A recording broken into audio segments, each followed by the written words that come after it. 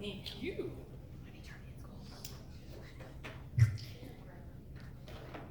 I love to compete with crafts. It's perfect. So, question. Have you ever had to get up in the deep, dark middle of the night? Every night. Yes. Right? I forgot for a minute who I was talking to. We're a bunch of moms. The question really is, when you had to get up in the deep, dark middle of the night, do you turn on a light? No. Okay. No. I agree. I do not typically turn on a light. I don't know, maybe you've gotten up in the middle of the night because, I don't know, a baby is crying. Perhaps you want to eat a piece of chocolate cake all alone without sharing it with someone. I don't turn on a light because I don't want to wake everyone up, and I know where I'm going. But inevitably, I'll be walking through the house, and I'll step on something that is sharper than a shard of glass. Lego. A Lego. Or, the other scenario, you're stepping into something that's squishy, and it oozes up between your toes. Full diaper. You should have turned on a light. You light a light to reveal things. And I'm going to tell you a story today, but I'm not going to tell you the story of how I stepped in something squishy that went up through my toes. Hashtag dog vomit. I'm going to tell you a different story today. The story of a girl who had to get out of her way not once, not twice, but 3 times in order to hear the voice of God. And I am a bit of a storyteller, a speaker, if you will, and I've been living this part-time speaker life for about the last 5 years now. I'm currently taking a class online for speakers. And in this last module a few weeks ago, the title was Discovering Your Signature Message. Now, if you're not a speaker, your signature message is something that you're known for. You're known for speaking about it. Perhaps it's friendship, perhaps it's organization. I'm not sure I've developed my signature message yet. Your signature message is also usually about a hard story that you've had to go through. That I know that I have. Now, when I develop a message like this, believe it or not, I developed this, you're usually contacted by an event planner, in this case, Tracy. You ask them, what's your heart for the women in your group? And then I think about what the women need to hear. I pray, and I realize that probably should be closer to the top of the process, probably, yeah. And then I dig into the Bible and I find supports for what the topic or theme is, and inevitably something random or funny will happen to me that ties everything together. Now, during this particular module, Discovering Your Signature Message, we had a guest speaker, Amy Carroll, who works for Proverbs 31 Ministry. If you haven't heard of them, they're one of those ones that you click on Instagram and like. Lots of inspiration, lots of Jesus. So to have someone from this ministry come and do the online thing for us, it was kind of a big deal. And I'm a people pleaser sometimes. So she asks this question of us. She says, how many of you start with a topic or a theme and then dig into the Bible to find supports for what you want to say? All our little Zoom hands go up. We're thinking, oh, we're doing this right. But she continues. I want you to flip that process. I want you to start with praying for your where. Where in the Bible does God want you to speak from? And then do a deep dive. Really study it. Concordances, word searches in Hebrew and Latin. Great. That sounds like a flip. And she says, once you have done that deep dive, what's the one thing that the women need to hear? Not 5, because Lord knows we can't remember 5. What's the one thing that your women need to hear? And only then start writing your message. Well, flippity flip flip. It's pretty much the opposite of what I do. It sounds like a lot of trusting and hoping in God, and a lot less like what I usually do, which is hoping and trusting in myself. Now, in the midst of this model, I get a text from our fearless leader, Tracy Sheldon. And this is on October the 12th. And this is what she sends me. This is before she had her hair cut. Hey, nice earrings. Right. I do wear them. Yeah. Hello, friend. Will you be willing and available to speak at Mom's Collective on November 2nd? 20 minutes-ish. Topic? Something gratitude-y. Or wherever the Spirit leads you based on our group's trajectory. See, event planners give you a topic.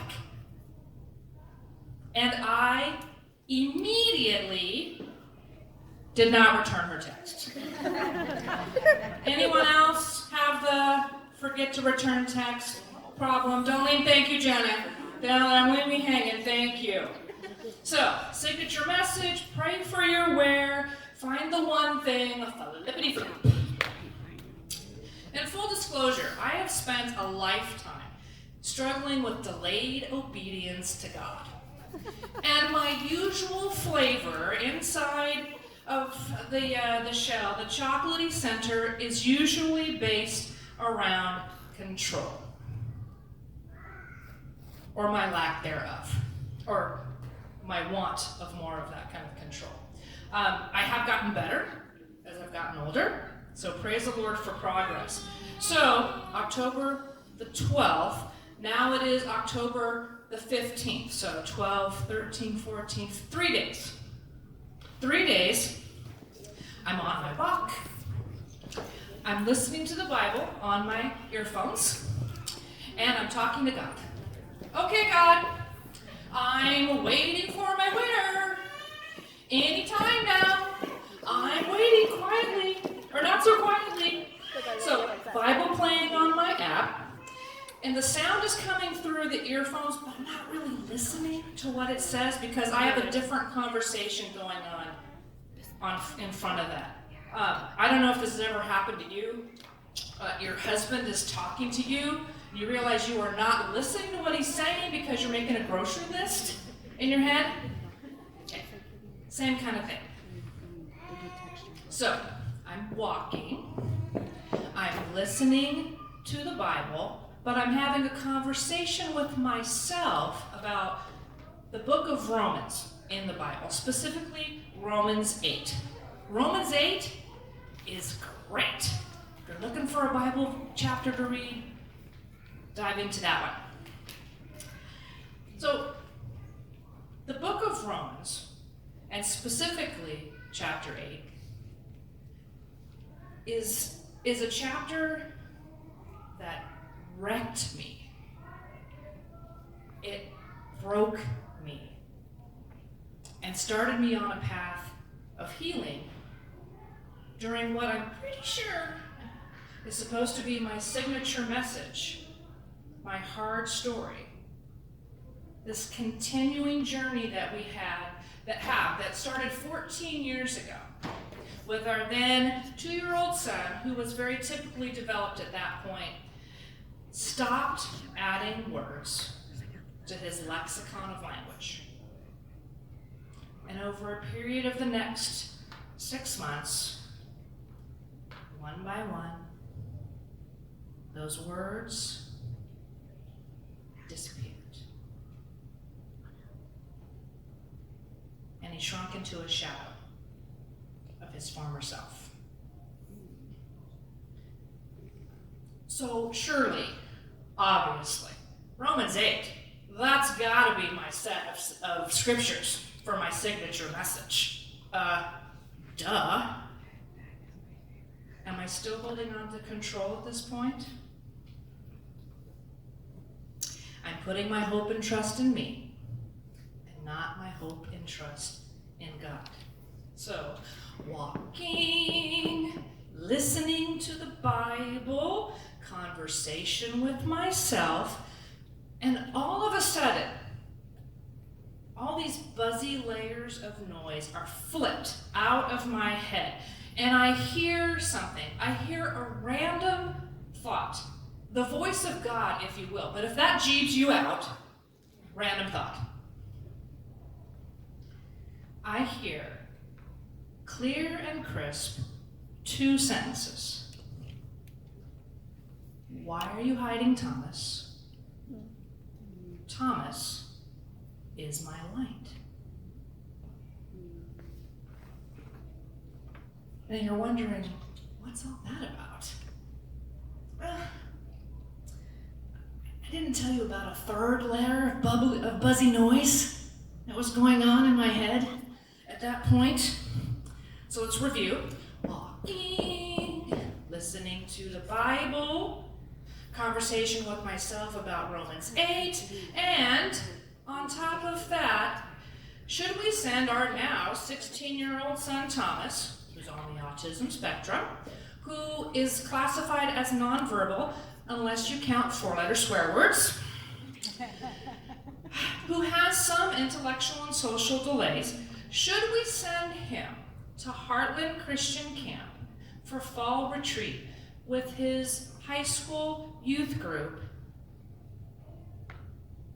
without my husband or myself for the first time? Now, our overall philosophy with Thomas has always been, whenever we push him into anything, that it's never just about him. It's about all the kids. It's about all the adults. And I say push, it's a push to get Thomas to do things. It's a push for both Nathan and myself to get him to do things. Because it would honestly be way easier to let him stay home, to let him play on his iPad. It'd be easier for me to control that situation, easier to hide him at home, easier for us to hide ourselves, to hide our messy story, to hide our hard life. Because hard things are exhausting. And we have been trying to step back and give Thomas more independence and more of a chance for him to control his own situations and for other people to love and enjoy what he does bring to the party. Thomas has been to Heartland Christian Camp before with his other groups. Nathan has always gone as the counselor. His older sister Kyler worked at Heartland Camp this summer. The staff has heard of him. Some of them have actually met him. But alone, was it time to send Thomas to Heartland Christian Camp without me? I seriously have far too many voices in my head. Why are you trying to hide Thomas? Thomas is my light. Okay, Lord. Thomas is a light. The light. Hearing from God, number 1. Okay, Lord, the light, I got it. But where is the light reference in Romans? Where's the light reference in Romans 8? I'm racking my brain for the tie-in to Romans 8 because, remember, obviously Romans 8 must be my signature set of scriptures for my signature message. Still putting my trust and hope in me, and not my trust and hope in God. Now, remember walking, listening to the Bible, and at that moment, pushing through the conversation about Romans 8, pushing through my worries about sending Thomas to Christian camp, through the headphones comes Luke 11:33. No one puts a lamp. No one lights a lamp and puts it in a place where it will be hidden or under a bowl. Instead, they put it on a stand so that those who come to see it may see the light.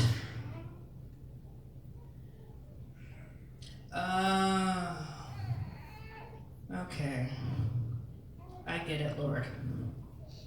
Hearing from God. Number 2. Oh, by the way, did I tell you I was 4 days behind in my Bible reading/listening? So I returned home, and I remember I forgot to text Tracy back. You really are important to me, I promise.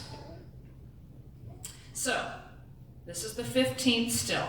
And so this is the response I sent. Forgot to respond. I will emoji. Yes to speaking, but curious. What do you see as our group's trajectory? Yay! Says Tracy. And she answered like right away, which if you've texted with Tracy, that's a 50-50 at best. Yay! I feel like God is leading us towards the idea of light this year. Emerging from the darkness, being the light in our homes, finding our hope in Jesus, the light of the world. A trajectory of holding hope and collecting community. Face to face again. That's as clear as mud, right? Laughing emoji. I text her back. Do you have a minute to talk on the phone? Hearing from God. Number 3. I know I was crying when I talked to her on the phone. She might have been crying. I can't remember. I couldn't hear past my own tears. Now, on your table, there's a paper, wherever it is. Probably underneath it's like the 8 by 11 and a half. It has scriptures on one side and some questions at the end. So I'm kind of reading from some of those scriptures. I'd like to read a little bit of Luke 11:33 from that Message version, which is the big chunk right there. I'm just going to read the first couple of lines. No one lights a lamp and then hides it in a drawer. It's put on a lampstand so those entering the room may have light to see where they're going.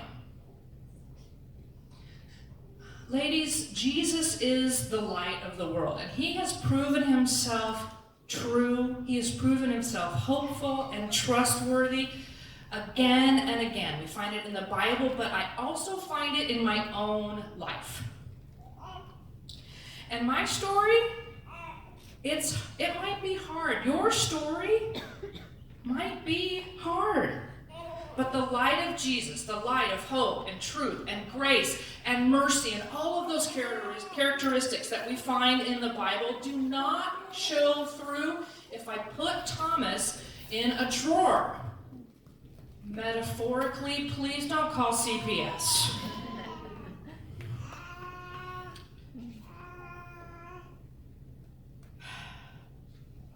my story, your story, offer light to others. They offer the light of Jesus so things can be revealed.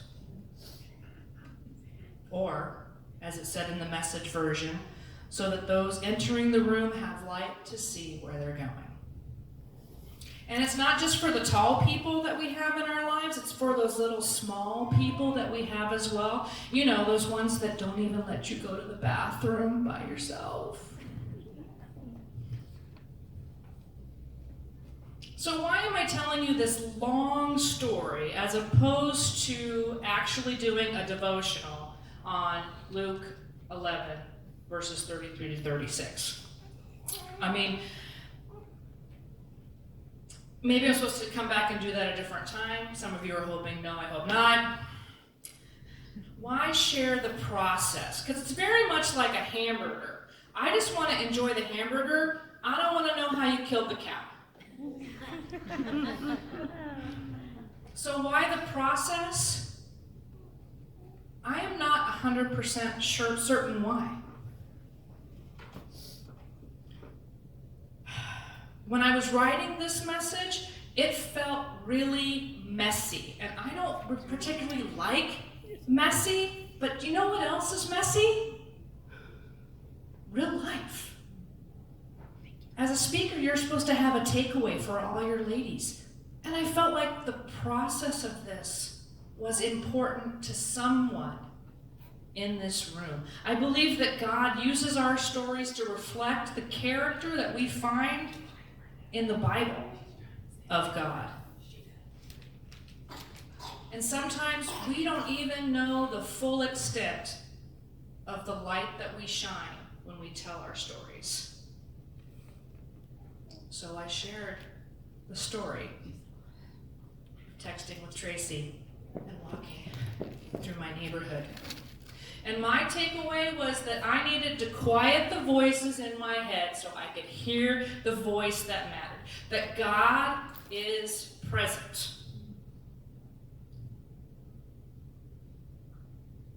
You light a light so things are revealed, especially dog vomit. So ladies, our stories bring hope to others. Being here in this room, painting with each other, brings hope to these ladies sitting with us, sitting around us. Don't hide your story in a drawer. Don't hide yourself in a drawer. Someone else in this room needs to hear that you're struggling with potty training your kids. Can we light a light and help each other see where we're going? And ladies, y'all need to pray for me because this weekend, Thomas is going to Heartland Christian Camp. All by himself. Well, I mean, with the kids. Without